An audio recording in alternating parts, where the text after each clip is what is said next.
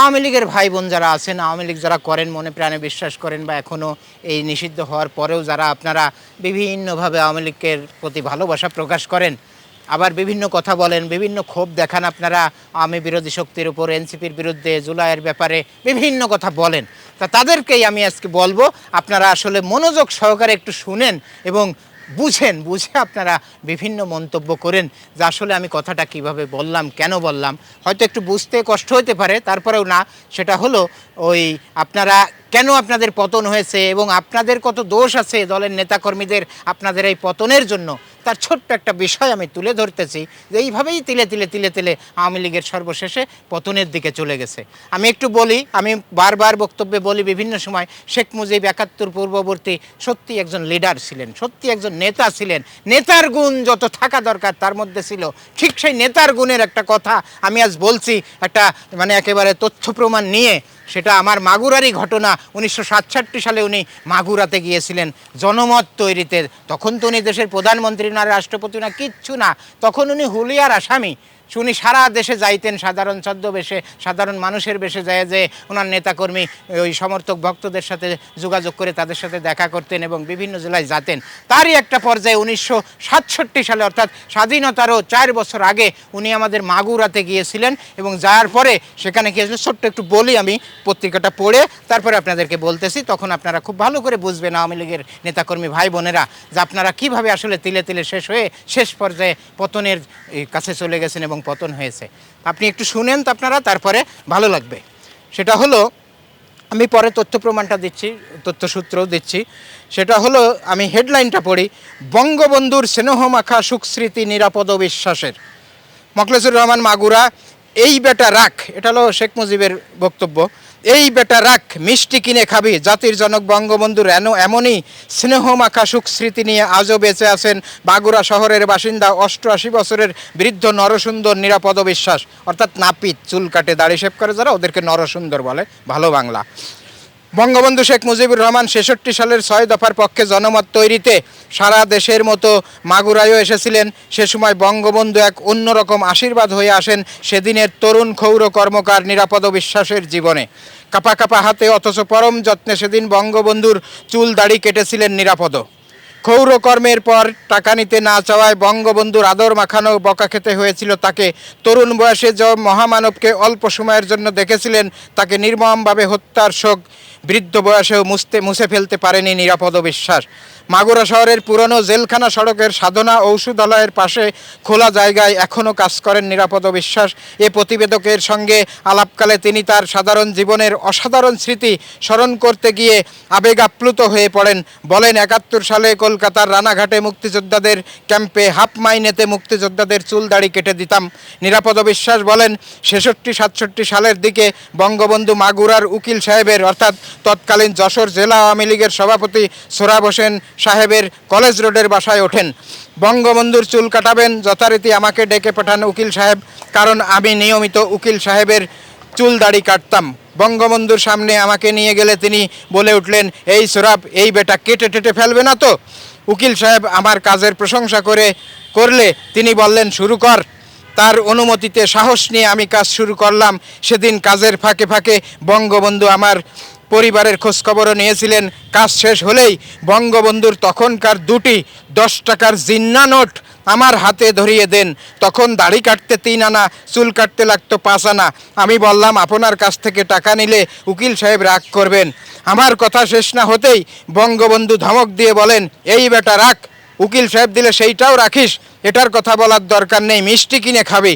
নিরাপদ বিশ্বাস জানান, ব্যক্তিগত জীবনে 3 ছেলে ও 2 মেয়ের জনক। মেজ ছেলে 1 বছর আগে মারা গেছে। বয়স্ক ভাতার জন্য আবেদন করেছিলেন সংশ্লিষ্ট দপ্তরে, তবে বয়স্ক ভাতা না পেলেও আক্ষেপ নেই তার। এই সেই নিরাপদ বিশ্বাস, এই যে চুল কাটতেছে, এই সেই ছবিটা, এই হলো হেডলাইন। তথ্যসূত্র হলো, বৃহস্পতিবার 16 আগস্ট 2018 সাল, পহেলা ভাদ্র 1425 সাল, আমাদের সময় পত্রিকা, জাতীয় পত্রিকা আমাদের সময়ের এই সাক্ষাৎকারটা এই 18 সালের এই তারিখে নেওয়া হয়েছিল নিরাপদ বিশ্বাসের। তখন ওনার বয়স 88 বছর। ওনার কাছ থেকে আমার বাবা, আমি, আমাদের এই মাগুরা শহরের এমন কেউ নাই ওনার কাছ থেকে চুল দাড়ি কেটে নেয়। এবং এই যে আমি বলছি মাগুরা জেলার প্রত্যেকটা মানুষ তাকে চিনবে, তার যে কথা বলা নিরাপদ বিশ্বাস। 2018 সালে ওনার এই সাক্ষাৎকারটা নিয়েছিলেন যে উনি একজন বড় সাংবাদিক, এই আমাদের সময় পত্রিকার এবং মাগুরা জেলা আইনজীবী সমিতির একজন বিজ্ঞ সদস্য, মানে একজন অ্যাডভোকেট উনি। তা ওনার এই সাক্ষাৎকারটা দিয়েছিলেন এই নিরাপদ বিশ্বাস। তো এখন এই নিরাপদ বিশ্বাস এখানে আমি কেন বললাম এবং আপনার প্রথম যে কথা বললাম এর সূত্রটা কি সেটা আমি বলতেছি। এটা তো আপনারা বুঝছেন, বক্তব্যটা আমার বুঝছেন। শেখ মুজিবুর রহমান 66 সালে অর্থাৎ স্বাধীনেরও 5 বছর আগে আমাদের মাগুরাতে গিয়েছিলেন। তৎকালীন ওটা ছিল যশোর জেলা। ওই যশোর জেলা আওয়ামী লীগের সভাপতি ছিলেন অ্যাডভোকেট সোহরাব হোসেন। পরে উনি 73 সালে পরিবেশ ও বন মন্ত্রী হয়েছিলেন মুজিব সরকারের। তো উনি খুব বিখ্যাত একজন মানুষ। উনি যশোর জেলা আওয়ামী লীগের সভাপতি ছিলেন। আমাদের মাগুরা, আমার বাসার থেকে মাত্র 1/2 কিলোমিটার দূরে এই বাসাটা, এই উকিল সাহেবের বাসা, সোহরাব হোসেনের বাসা। এখন ওই বাসায় ওই সোহরাব হোসেন সাহেবের চুল দাড়ি কাটতো, তখন ওই নিরাপদের বয়স 15, 16, 14 বছর। তখন শেখ মুজিবুর রহমান মাগুরাতে গিয়েছিলেন এবং ওই উকিল সাহেবের বাসায় উঠতেন, থাকতেন, খাইতেন। তখন উনি চুল দাড়ি কাটাবেন, তখন ওই উকিল সাহেব সোহরাব হোসেনরে বললে সোহরাব হোসেন বলছে আমার চুল দাড়ি কাটে নিরাপদ বিশ্বাস, ও ভালো কাটে, ওরে নিয়ে আসছে। তো ওনার দেখে পছন্দ হয়নি শেখ মুজিবের, যে আমার চুল দাড়ি কাটবে কিবা, যদি কাটিয়ে টাটিয়ে ফেলে। তাও সে নাও ভালো কাজ করে। তারপরে সে কাজ শুরু করে। তখন চুল দাড়ি কাটতে 3 আনা 5 আনা লাগতো। শেখ মুজিব 10, 20 টাকা দেছে। এই হলো লিডার, একে বলে নেতা। আর আমরা বর্তমান নেতারা কি করি জানেন?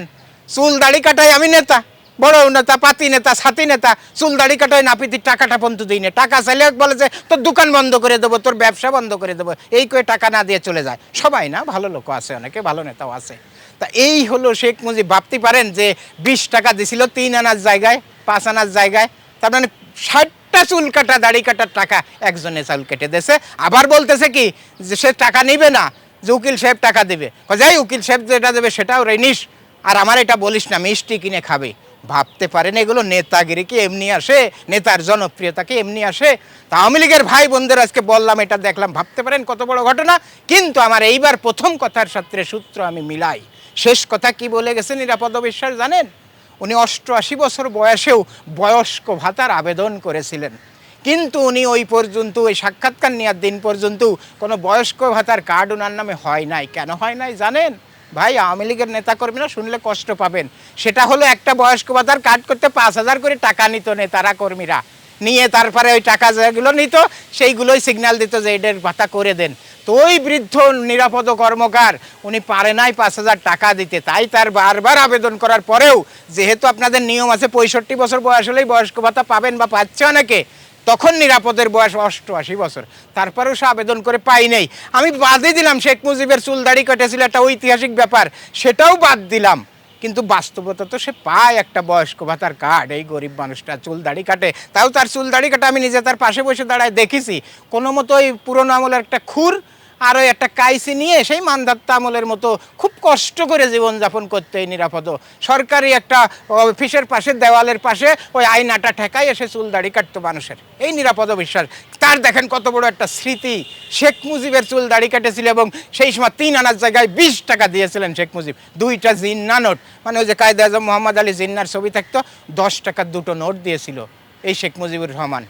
এই কথায় এখন আমি কাজের কথায় আসি। আওয়ামী লীগের ভাই বোনেদেরকে বলছি, সেই নিরাপদ কর্মকারের মতো মানুষও বয়স্ক ভাতার কার্ড পায় নেই, বয়স্ক ভাতা পায় নেই।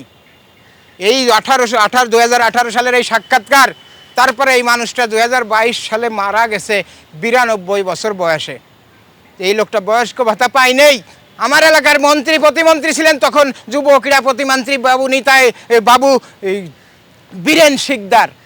আর ওনার আসনের ওই যে নিরাপদ যে কাজ করতেন ওই আসনের এমপি হলো, ওনারও বাবু বলি, বাবু ছাড়া কিছু বলা যাবে না, বাবু শিখর বাবু। এই শিখর বাবু আর এই বীরেন বাবু এদের চোখে পড়ে নাই, ধরে নিলাম এদের চোখে পড়ে নাই। যার সাথে শেখ মুজিবের এত বড় একটা সুখ স্মৃতি আছে, এই শিখর বাবু আর ওই বীরেন বাবুর চোখে না পড়ুক। তারা এমপি মন্ত্রী ব্যস্ত থাকে, নেতা মানুষ, তাদের চোখে না পড়েছে। কিন্তু আপনারা যারা ওয়ার্ড ইউনিয়নের ওই এলাকার তার বাড়ির কাছের নেতাকর্মী, আপনাদের চোখে কি পড়ে নাই? জেলা আওয়ামী লীগের সেক্রেটারি ছিলেন বা এখনও আছেন ওই পঙ্কজ কুণ্ডু, জেলা পরিষদের চেয়ারম্যান ছিলেন দীর্ঘদিন, আপনার চোখে কি এটা পড়ে নাই? ওই এলাকার ওই ওয়ার্ডের মেম্বার চেয়ারম্যান যারা ছিলেন, আপনাদের চোখে কি পড়ে নাই যে নিরাপদ একটা এই বয়স্ক ভাতার কার্ড পায়? যে এত বড় স্মৃতি নিয়ে ঘুরে বেড়াচ্ছে, 1966 সালে শেখ মুজিবের চুল দাড়ি কাটেছে, তার সাথে ব্যক্তিগতভাবে কথা বলেছে যে রানাঘাটে মুক্তিযোদ্ধাদের ক্যাম্পে হাফ মাইনেতে মানুষের চুল দাড়ি কাটাতো। আপনাদের চোখে এটা পড়ে নাই? আপনারা অন্ধ হয়ে গেছিলেন ক্ষমতার মোহে, আপনারা ক্ষমতার মোহে অন্ধ হয়ে আপনারা সব কিছু ভুলে গেছিলেন। ওই আপনাদের নামে, নেতাদের নামে, এক একজনের নামে 150-50টা বয়স্ক ভাতার কার্ড হয়েছে, সেই টাকাগুলো উঠে উঠে আপনারা খাইছেন। কিন্তু প্রাপ্য যার এই নিরাপদ কর্মকার, এই নিরাপদ বিশ্বাস, সে 88 বছর বয়সেও বা 92 বছর বয়সেও সে বয়স্ক ভাতার আবেদন করেও একটা কার্ড পায় নাই, সে বয়স্ক ভাতা পায় নাই। কোথায় চলে কোথায় চলে গেছিল আপনাদের নীতি নৈতিকতা? কোথায় চলে গেছিল আপনাদের ক্ষমতার ভোগ বিলাসিতা? ক্ষমতার মোহে আপনারা কত অন্ধ হয়ে গেছিলেন যে নিরাপদ বিশ্বাসের মতো একজন মানুষও বয়স্ক ভাতার কার্ড পায় নেই, সে ভাতা পায় নেই। 92 বছর বয়সে 2022 সালে মানুষটা মারা গেছে ওই চুল দাড়ি কাটতে কাটতেই। যার এত বড় একটা স্মৃতি আছে শেখ মুজিবের সাথে, আমি তো মনে করি শেখ হাসিনা এগুলো যেভাবে দেখতো, আপনারা যদি কোনো মতো এটা প্রকাশ করতেন, প্রচার করতেন, এমপিদের কাছে নিতেন, এই সাথে সাথে শেখ হাসিনা তাকে গণভবনে ডাকে তার আজীবন বাইচে থাকার ব্যবস্থা করে দিত। সেটা করতো, সেটা আপনারা করেন নাই। কেন করেন নাই জানি না। এত বড় একটা বিষয় আজ আমি বললাম, এটা রেকর্ড আমার কাছে। 1947 সাল থেকে আজ পর্যন্ত যত এরকম গুরুত্বপূর্ণ কথা আছে, জিয়াউর রহমান, এরশাদ, শেখ মুজিবুর রহমান, ভাসানী, সমস্ত কিছু আমার কাছে এই রেকর্ডগুলো আছে। আমি এর এক একটা পত্রিকা সংগ্রহ করি 4000-5000 টাকা দিয়ে। আমার বাসায় এরকম অনেক তথ্য প্রমাণ আছে। তো এখন আপনারা কিভাবে ক্ষমতা হারাইছেন বোঝেন? এখন এই কথার সাথে মিলাচ্ছি যে এই নিরাপদ বিশ্বাসও যদি একটা বয়স্ক ভাতার কার্ড না পায় আবেদন করে, কিভাবে আপনারা ক্ষমতার মহে সব নিজেরাই খাইছেন এই নেতাকর্মীরা। আর যারা বাস্তবে পাওনাদার, হকদার, তাদের কাছেও ঘেঁষে নাই এইগুলো, তারা পায় নেই। ওই ঢাকার থেকে কোটি কোটি টাকা বরাদ্দই হয়েছে, কিন্তু যাদের প্রাপ্য তারা পায় নেই। আপনারা নেতাকর্মীরা সব খাইয়ে ফেলেছেন। এই করে করে জনসমর্থন হারাইছেন, জনগণের মনের থেকে দূরে চলে গেছেন। 15 বছরের ক্ষমতা আমলে, 16 বছরের ক্ষমতা আমলে এই করে করে শেষমেশ সেই অ্যাটম বোমা তৈরি হয়ে সেই বিস্ফোরণ হয়েছে 2024 সালের জুলাই আগস্টে, যার পরিণতিতে আপনাদের পতন হয়েছে। তারপরে যেটা দুঃখজনক ব্যাপার, আজ পর্যন্ত আপনারা এই 2 বছরে একটা গঠনমূলক কথা বলতে পারেন নাই। গঠনমূলক কথাটা তো এরকম যে আমাদের অনেক ভুল ত্রুটি আছে, অন্যায় আছে, অনেক ভালো কাজের ভিতর অনেক অন্যায়ও আছে। সরি, আমরা দুঃখিত, এই জন্য আমরা দুঃখ প্রকাশ করছি। আর এই অন্যায়ের কারণে আমরা তার শিক্ষাও পেয়েছি। আমাদের এই পতন হয়েছে ন্যাক্কারজনকভাবে। আমাদেরকে আবার আপনারা সুযোগ দেন, আমরা এইবার আর এই ভুল করব না, এই অন্যায় করব না, আমরা ভালোভাবে চলবো। আপনারা আবার সুযোগ দেন। আপনারা তো সুন্দর করে এইভাবে বলবেন যে ভুল ত্রুটি থেকে মাপ চাচ্ছি, পাবলিকের কাছে মাপ চাবেন। সরি বলা তো কোনো সমস্যা না, এটা সম্মান আরও বাড়ে, কমে না। কিন্তু আপনারা এই 2 বছর কি করতেছেন? এই 2 বছরে একদিন একটা গঠনমূলক কথা বলতে পারেন নাই। এই 2 বছর ধরে বলতেছেন আবার আমরা ক্ষমতা আসলে দেখায় দেবো, এর 5 গুণ করবো অন্যায় করে দেখা দেবো। আপনারা ওই জুলাই এ করি তা করি। আরে জুলাইতে তো আপনারা যুদ্ধ করে আর একটা পক্ষের সাথে হারিয়ে গেছেন, তো আপনাকে লজ্জা করা উচিত। জুলাই আসলে আপনাদের মুখ মাটিতে লুকায় রাখা উচিত যে জুলাইতে আমরা হারিয়ে গেছি আর ওরা জিতে গেছে। মানুষ সব ওদের পক্ষ নিয়েছিল, আমাদের পক্ষ কেউ নেই, আমাদেরকে তাড়াই খেদাই দিয়েছে। এটা তো গর্ব আরও এনসিপি আলাদের বা জুলাই আলাদের জন্য যে তারা জিতে গেছে, আমরা হারিয়ে গেছি। আপনারা আরও লজ্জায় মুখ লুকায় রাখবেন। উল্টে আপনারা কী করেন? বিভিন্ন টিটকারি উল্টাপাল্টা অনেক কথা বলেন। আরে লজ্জা শরম থাকলে আর আপনারা বিবেকবান মানুষ হলে এটা করেন নাই। বরং জুলাই আসলে আপনারা আরও চুপ থাকবেন যে জুলাইতে আমরা হারিয়ে গেছি, ওরা জিতে গেছে, আমাদেরকে তাড়াই দিয়েছে, ওরা জয়ী হয়ে গেছে। ওদেরকে আরও ধন্যবাদ দেবেন, বাহবা দেবেন যে আমরাও আবার জনগণের মন জয় করে আবার আমরাও এইভাবে জিতবো, এই চিন্তা করবেন। তা না উল্টাপাল্টা অনেক গালিগালাজ করেন। জুলাই নিয়ে ওতে লাভটা কি? জুলাইতে আপনারা মাথা নিচু করে চুপচাপ বসে থাকবেন। তারপরে আপনারা গঠনমূলক কথা বলে জনমত তৈরি করে জনগণের কাছে ভুল ত্রুটির জন্য ক্ষমা চাইয়ে তারপর আবার সামনে আসবেন। তার বিপরীতে আপনারা কি করতেছেন? এইগুলো না করে কিছু পতিতা ওই লাগাইছেন আপনারা, তাদেরকে দিয়ে ফেসবুকে বিভিন্ন পোস্ট দিচ্ছেন, যাদেরকে মানুষ ঘৃণা করে তাদেরকে পোস্ট দিয়ে সেই পোস্টে আবার আপনারা কমেন্ট লিখতেছেন, ঠিক আছে আসি, জয় বাংলা, হ্যাঁ জিতে যাবে, শেখ হাসিনা আসবে, এইসব উল্টাপাল্টা কমেন্ট দিয়ে আপনারা জীবন কাটাচ্ছেন। এই 2টা বছর এই করছেন। এই করে কোনো দিন আর ভালো অবস্থানে আসা যাবে না। আপনারা ভাবতে পারেন এই নিরাপদ কর্মকার বয়স্ক ভাতার কার্ড পায় নাই আবেদন করে 88 বছর বয়সেও আপনারা নেতা কর্মীরা এক একজন 100-150 কার্ড করে নিয়েছেন, নিজেদের নামে করে নিয়ে ওই টাকাগুলো লুটপাট করে উঠায় খাইছেন। তাই আজ আপনাদের এই পরিণতি। শেখ মুজিবের চুল দাড়ি কাটেছে 1966 সালে, এই সুখ স্মৃতি যার ভিতর আছে, এই নিরেট নিখাত একজন গরিব মানুষ, অসহায় ভালো মানুষ, এই নিরাপদ কর্মকার, তার জন্য আপনারা কিছু করতে পারেন নাই। তাহলে সারা বাংলাদেশে কি করেছেন পাবলিকের জন্য বোঝে না পাবলিক? আপনারা সব লুটে ফুটে খাইছেন আর তার পরিণতিতেই পতন হয়েছে, এটা বোঝেন? বুঝেন যে কত বড় স্মৃতি শেখ মুজিব, আর শেখ মুজিব কত বড় লিডার ছিল, নেতৃত্বের গুণ কাকে বলে, যেই হুলিয়া মাথায় নিয়ে পলায় বেড়াচ্ছিল, সেই সময় সে কোনো পত্রদেও না, যুদ্ধেরও 5 বছর আগের ঘটনা, তাও সে 20 টাকা দেশে 5 আনার জায়গায়। উল্টে তার উকিল সাহেব বা জেলা সভাপতি যশোর আওয়ামী লীগের সুরাব হোসেন অ্যাডভোকেট, সে যে টাকা দেবে, সেই টাকা নিতেও সে বলতেছে যে তুই ওই টাকাও নিবি আর আমার এটা বলবি না, তুই মিষ্টি কিনে খাস। ভাবতে পারেন নেতা কারে কয়, নেতাগিরি কারে কয়, আর মানুষের জনসমর্থন কিভাবে পাতি হয়। সেই মানুষটাও আপনারা পচাই ছেড়ে দিয়েছেন, একেবারে চিরতরে তারে মরা মানুষটা আবার মারে ফেলছেন। আর আপনারা বড় বড় কথা বলেন, হ্যাঁ আপনারা গঠনমূলক কথা বলেন, জনগণের মন জয় করেন, জনগণের কাছে সরি বলেন, সরি বলে আবার আপনারা রাজনীতিতে ভালো জায়গায় আসেন, অতীতের ভুল ত্রুটি থেকে শিক্ষা পেয়েছেন অনেকটা, আরও নেন, নিয়ে ভালো কিছু করার চেষ্টা করেন, শেখ মুজিবকে আবার জাগাইয়ে তোলেন, হাসিনা টাসিনা বাদ দেন, হাসিনা দিয়ে কিছু হবে না। দেখছেন শেখ মুজিবের নেতৃত্বের গুণ, আজ আমি এই যে তথ্য প্রমাণ দিয়ে বললাম কাহিনীটা কি। আর আপনারা তাকেও শেষ করে দিয়েছেন, নিজেরাও শেষ হয়েছেন, হাসিনা টাসিনা বাদ দিয়ে সুন্দরভাবে চলেন, জনগণের কাছে সরি বলেন, বলে আবার সামনে আসেন, দেখবেন ভালো কিছু হবে।